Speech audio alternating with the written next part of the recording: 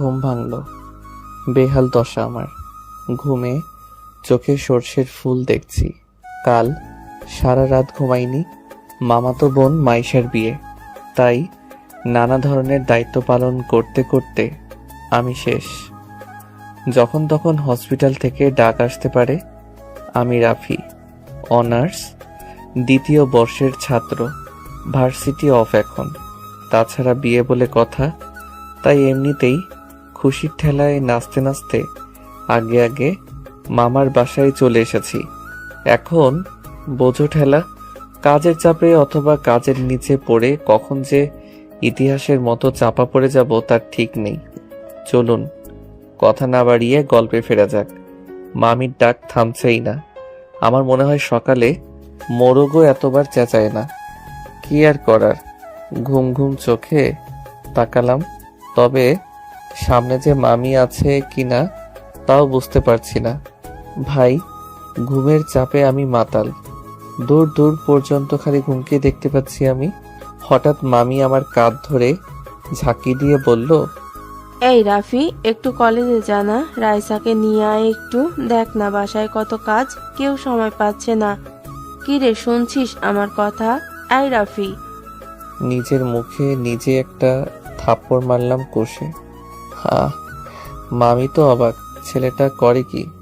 আমি একটা কার্টুনের মতো চেহারা করে কমফু স্টাইলে বললাম, মামি আমি তো আছি, আমি এখনই যাচ্ছি, তুমি চিন্তা করো না, আমি আসছি, যাও। আচ্ছা ঠিক আছে, আমি তাহলে রাইসাকে ফোন করে বলে দেই যে রাফি আসছে তোকে নিতে, কেমন? হুম, বলো। আমি মানা করলেও যে তুমি বলবে আমি জানি। মামি চলে গেল। আমি এতক্ষণে নিজেকে আর আটকাতে পারলাম না। কে বলেছে ছেলে মানুষ কান্না করে না? এরে, আমার এখন চিল্লাইয়া চিল্লাইয়া কান্না করতে ইচ্ছে করছে। একটু ঘুমানোর টাইম নেই। রাইসারে, আমি তোরে আজকে কি যে করব। ধ্যাত, কি আর করার, যেতে তো হবেই। যাই, চলেন দেখি কই আছে মহারানী। কোনো রকমে মুখে পানির ছটা মারলাম। গাটা একদম শিউরে উঠল। চোখের পাতায় ঘুমগুলো আমার উপর অভিমান জমিয়েছে বোঝাই যাচ্ছে। তবু নিজেকে সামলে একটা জামা গায়ে দিয়ে বেরিয়ে পড়লাম বাইক নিয়ে। না জানি কখন আমি কিসের সাথে মেরে বসি। সে আজ যাই হোক, এখানে আমার কোনো দোষ নেই। ঘুমোতেই পারলাম কই, যা হবার হবে আজ। জীবনটা বেদনা, তাই এই জীবনে আর কোনো ভয় নেই। যেখানে ঘুম নেই সেখানে ভয় কিসের? প্রায় 20 মিনিট পর আমি ওর কলেজের কাছে পৌঁছে গেলাম। কি দশা আমার, এখানে চারিপাশে রমণীর কমতি নেই, তবু আজ আমি যেন কাউকে চোখেই দেখছি না। এটা অন্যায়। পকেট থেকে ফোন বের করে রাইসাকে ফোন করার জন্যে নাম্বার খুঁজতে লাগলাম। যাক বাবা, কঠিন কাহিনী। ঘুমের চোটে নাম্বারগুলো কেমন এলোমেলো দেখছি। এ শালা, আমি পাগল হয়ে গেছি নাকি? আমার চোখ মাতাল হয়ে গেছে, বুঝতে পারছি না। কি আর করার, ঠাস করে মুখে আর একটা থাপ্পড় মেরে বসলাম। হ্যাঁ, এখন একটু ভালো দেখছি।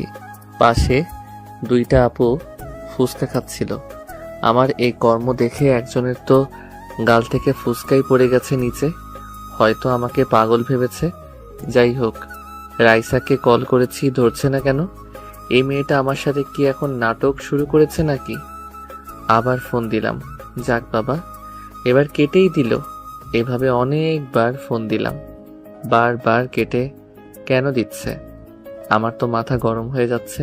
পেয়েছে এটা কি? এরা আমারে তো পাগল বানিয়ে ছাড়বে এই মেয়ে। না জানি কোন ছেলের সাথে আড্ডা মেরে বেড়াচ্ছে আর আমাকে খালি খালি এখানে দাঁড় করিয়ে রেখেছে। এরে আজকে আমি পাই এই পেতনিটাকে একদম বাঁশবাগানের মাথায় বসিয়ে রেখে আসব। বিরক্ত হয়ে বলে উঠলাম, পেতনিটা কি করছে কে জানে, বারবার ফোন কেটে দিচ্ছে। নিশ্চয়ই বফের সাথে আড্ডা দিচ্ছে। এদিকে আমি বসে অনশন করছি। পারেও এই মেয়েটা। এ কথা বলতেই পাশ থেকে কে যেন আমার কলার ধরে বলল, কি বললি? চমকে উঠে দেখলাম, আরে এ তো রাইসা। আমি বুঝতে পারলাম না এভাবে কেন করছে। রাগ করার কথা আমার, সেখানে উল্টো রাগ দেখাচ্ছে এই পেতনি। হিসেবটা কেমন গোলমাল হলো না? আপনারাই বলুন, এটা কি ঠিক হলো? আমি বললাম, কিরে পেতনি, এটা কি করছিস? এই তুই কি বললি? আমি অন্য ছেলেদের সাথে আড্ডা দিচ্ছি? তুই জানিস না আমি ওসবে নেই। আর আমি যে এসে কখন এসে দাঁড়িয়ে আছি চোখের সামনে, সেদিকে তোর নজরে নেই? অন্ধ হয়ে গেছিস নাকি? আমি এখানে দাঁড়িয়ে আছি আর তুই কল করে যাচ্ছিস। তাই? সত্যি? রাইসা আমার দিকে রাগী দৃষ্টিতে তাকিয়ে আছে। এখানে আমার কি দোষ? সব দোষ ঘুমের। ঘুম এতটাই বেগ দিয়েছে যে আমি রাইসাকে খেয়ালই করিনি। রাইসাকে বললাম, ঠিক আছে ঠিক আছে, খেয়াল করিনি, এতে এইভাবে রিয়্যাক্ট করার কি আছে? কিন্তু কথা হচ্ছে, আমি তোর থেকে কি কি? কি মানে? ওই গাধি, আমি তোর সিনিয়র না? তুই আমাকে তুই তুই করে বলিস কেন?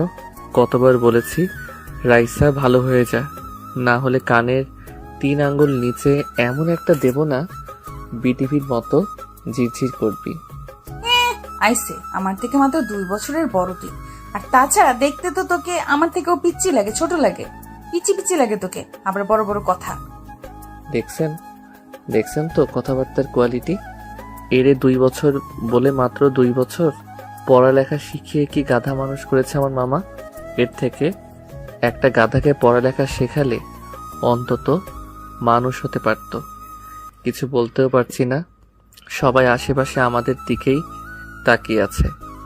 শেষে আবার বেশি কিছু হলে পাবলিক ভাববে মেয়েকে ডিস্টার্ব করছি। এমনিতেই বাঙালিদের তুলনা হয় না। আমার ভাই কেলানি খাওয়ার শখ নেই। রাইসা আমার একটু কাছে এসে বলল, রাফি, এই আবার নাম ধরে ডাকছিস? চুপ, আগে বল তোর চোখ এত লাল কেন? রাফি, তুই নেশা মেশা করিসনি তো? রাফি, আমার হাতে কিন্তু মার্ডার হয়ে যাবি, তুই নেশা করেছিস। রাফি, আমি সত্যি তোকে মেরে ফেলবো। চুপ চুপ, ভাঙা রেডিও কোথাকার। আমি কেন যে এখানে এসেছি? কেউ বিষ খা, আমি মরে যাই। এই ছাগলের 3 নাম্বার বাচ্চাকে কেউ একটু চুপ থাকার জন্যে বল, না হলে এখন কিন্তু কিছু একটা হয়ে যাবে। কি বলছিস আবল তাবল? রাফি, আমি সত্যিই রেগে গেছি। তুই কেন নেশা করেছিস আর আবল তাবলও বলছিস? নেশা করে বাইক নিয়ে কিভাবে আসলি? যদি কোনো দুর্ঘটনা হতো? রাইসা মা আমার, চুপ করো। এমনিতে ঘুমের কারণে মাথা ব্যথা করছে।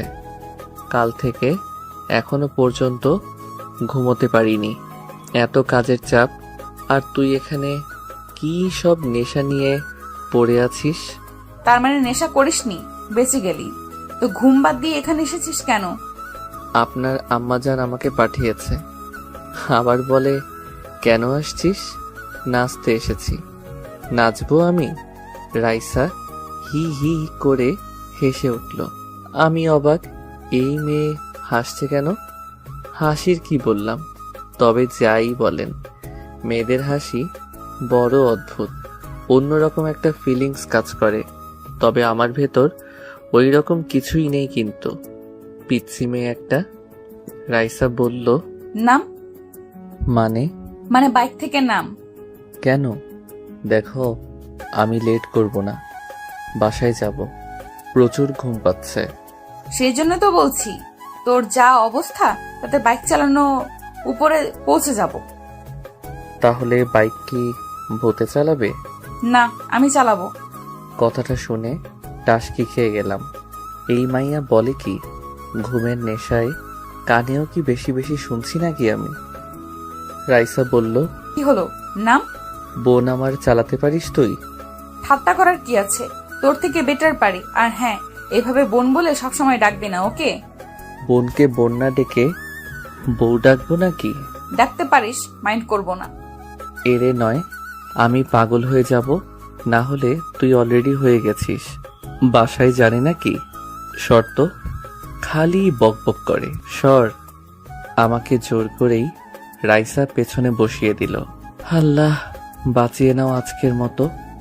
আর জীবনে মনে থাকলে এই মাথা ব্যথাকে নিতে আসবো না। আমি চালালে কিছু হলেও হসপিটাল পর্যন্ত যেতে হতো। এখন তো দেখছি দুনিয়া ছেড়ে যাওয়ার প্ল্যান করেছে। রাইসা বলতে গেলে সুন্দরী, অনেক লম্বা, বলতে গেলে আমার সমান প্রায়। দেহের গড়ন মাশাল্লাহ, যে কোনো ছেলে অনায়াসে ঠাস করে প্রেমে পড়ে যাবে।